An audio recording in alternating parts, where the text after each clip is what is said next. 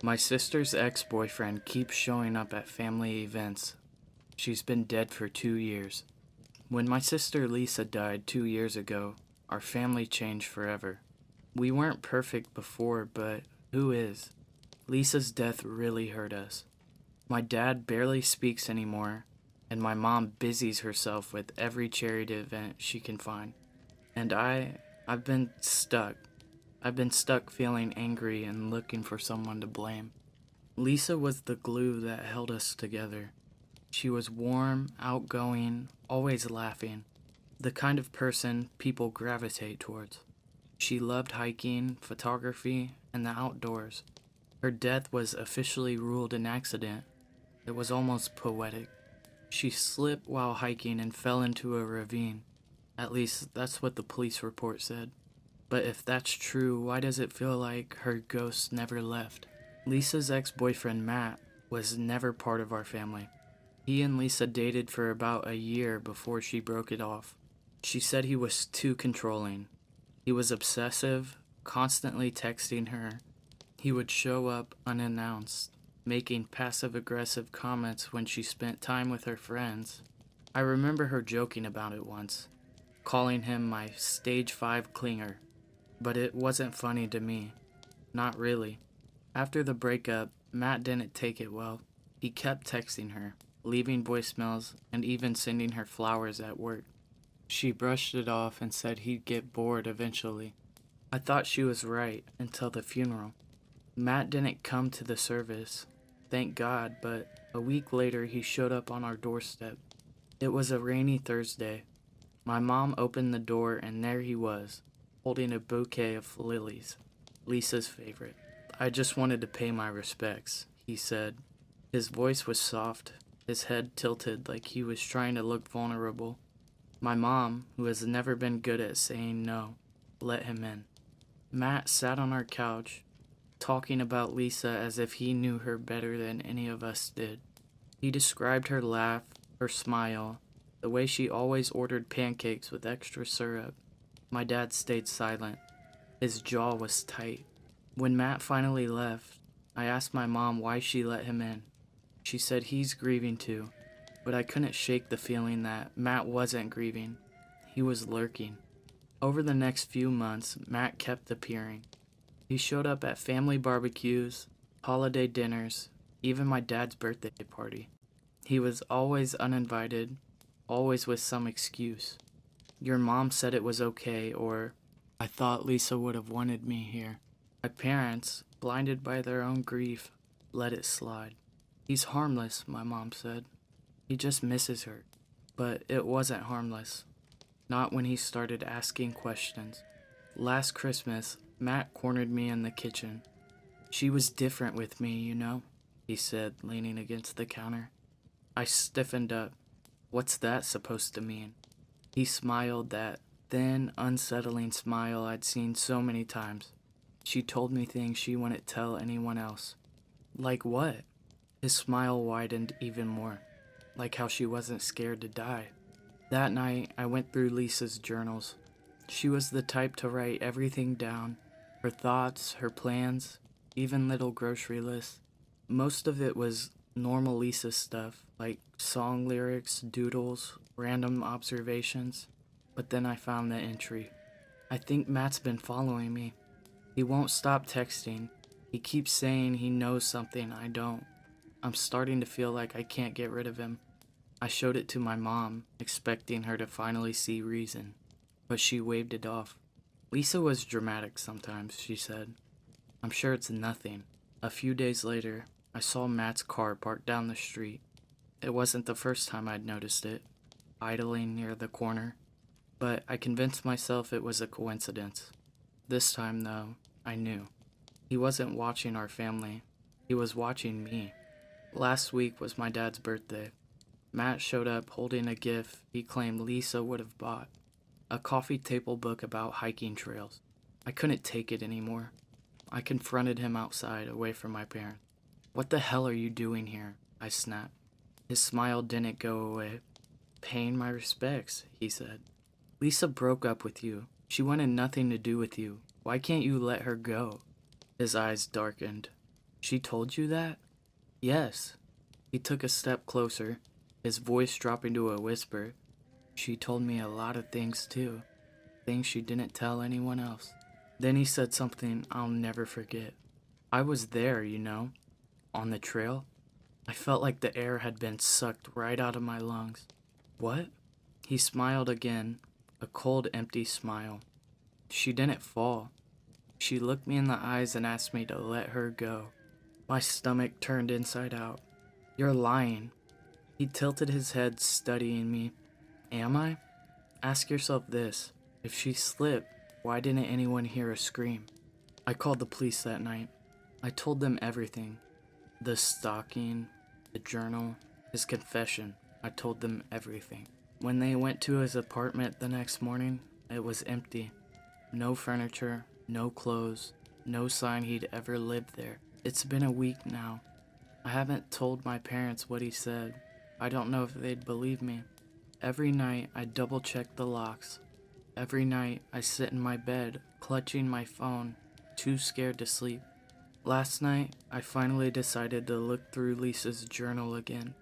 I don't know why. Maybe I thought I missed something the first time. Maybe I was looking for answers. But this time, there was something new.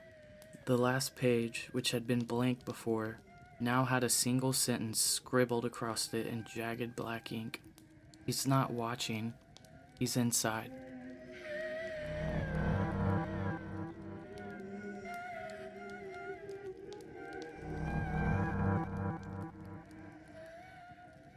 I got a doorbell camera for Christmas. It's showing me things that shouldn't be there. I just celebrated my first Christmas in my new house. I spent years taking all the overtime I could and working holidays when no one else would. But it was worth it. It's a small fixer-upper, but it's all mine. To celebrate, my best friend Kelsey got me a cool Christmas gift. A doorbell camera with the subscription already paid for. Kinda like the Ring doorbell camera, but it was made from a different company. She said it was good for a single girl and it would make me feel safer. I think it looks cool and I love that I can see video on my phone when I'm not home. I even got the inside motion sensors for when I'm out or sleeping in. You can't be too careful these days. Last night, I was lying in bed when I got a notification.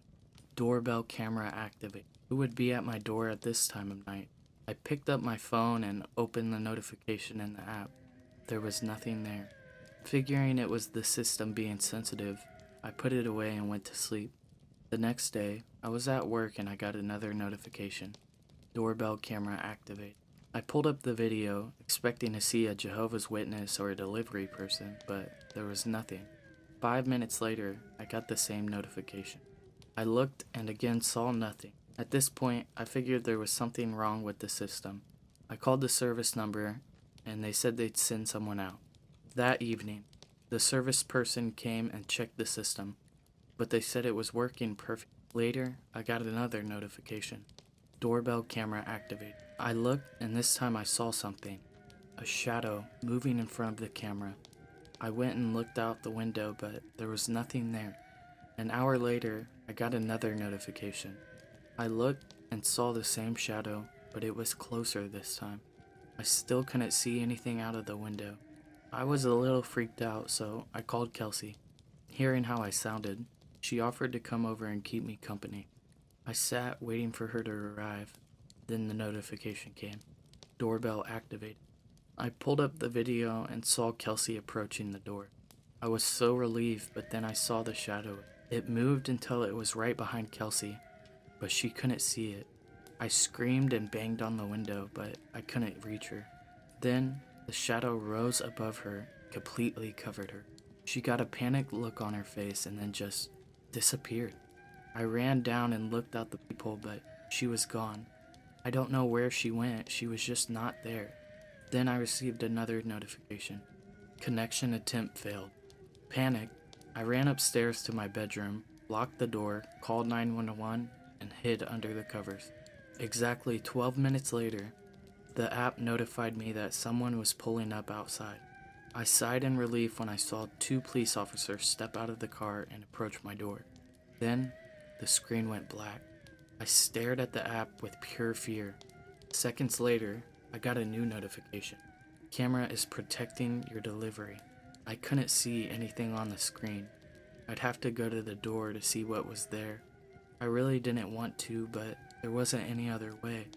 I slowly went downstairs, listening for any noise. When I got downstairs, I opened the door. There, on the front landing, were the feet of the two police officers who approached my door. Not just their shoes or socks, their detached feet were there. I bent over and threw up. I couldn't stop myself. Then I ran back inside and closed the door, locking it to keep whatever did this out, if I could. It's been 3 days now. I haven't called anyone else. There's no point. I look at the camera view often. I tell myself not to, but I can't help it. And what I see is terrifying. It's kind of like the outside, but everything has taken on a reddish tint. I'm starting to see flames on the video. Not like a fire, but like the air itself is burning. There are things lurking in the background, things that aren't there when I look out my window. I'm not sure what's out there, but I don't think it's good. And the worst part is, I don't think it's staying out there. I got a new notification just now. Downstairs motion sensors activated. Someone help me, please.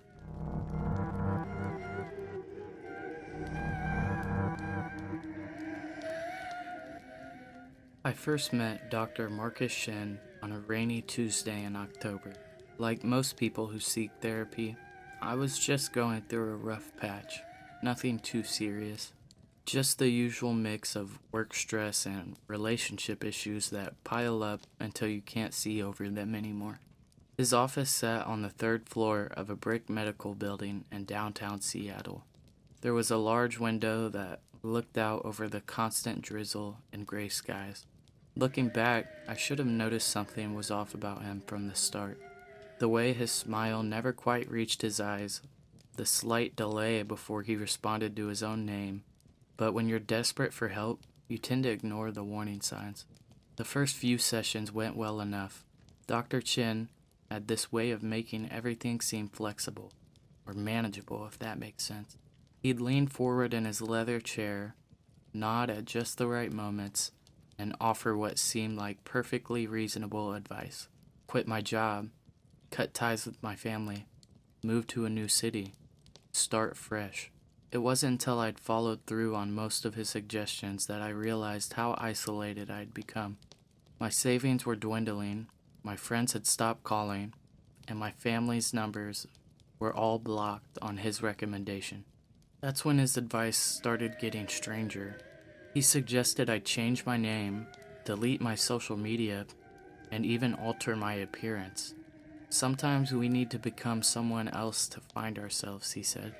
I stopped seeing him after 6 months and moved to Portland. I found a new therapist, Dr. Sarah Williams. The first session went fine until I noticed something about the way she held her pen, pinched between her thumb and forefinger, just like Dr. Shin. By the third session, her face had started to change. The angle of her jaw, the spacing of her eyes. By the end of the hour, I was sitting across from Dr. Chen again. Same empty smile, same carefully measured words. I ran. I changed cities again. Phoenix, Denver, Chicago. Each time I'd find a new therapist. Carefully vetted, excellent reviews. Male, female, young, old, it didn't matter. By the third session, they'd all become him. Their faces would shift like melting wax.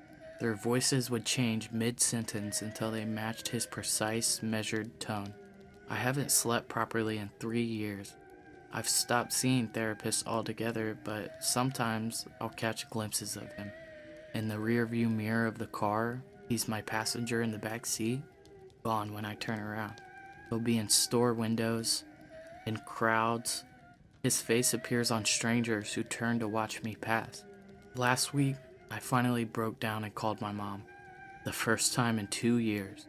When she answered, her voice was different. It was measured and precise. It's time to come back to therapy, she said. Her voice melted into Dr. Chen's voice. You can't run forever. I'm writing this from a motel room in some small town in Montana. The clerk at the front desk looked normal when I checked in an hour ago, but I can hear footsteps outside my door now. Someone's key is scratching at the lock. I know who it is. I know what face I'll see when that door opens. I'm writing this so someone, anyone knows. Be aware of Dr. Chin. After all, every face is his face now. Thank you guys so much for making it to the end of the video, and thank you so much for 200 subscribers. If there's anything you would like me to do differently, or anything you'd like me to cover, please let me know in the comment section down below. And if you have your own very scary story, you could submit it to me at veryscarystoryrequest@gmail.com. If you're not already subscribed, please hit that subscribe button and send me a like to show some love. Thank you.